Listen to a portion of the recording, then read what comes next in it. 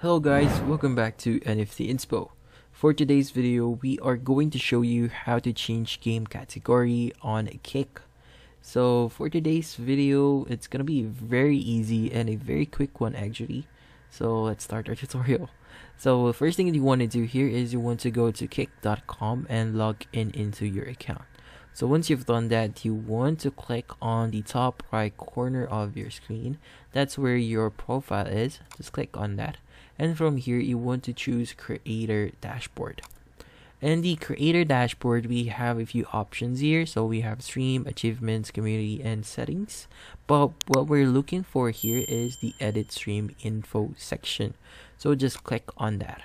And from here, you'll be able to actually edit your category. So here, just type in any category that you want. So for example, I'm just going to type in action. And from here, you're going to choose any of the available here. So you want to add your title. So tags is coming soon. So watch out for that. So if you want to enable this setting, so just 18 mature audience only, you could turn that on. And from there, you could just click on save and that should be it. So hopefully this video was able to help you. Like and subscribe to NFT Inspo. Thank you for watching.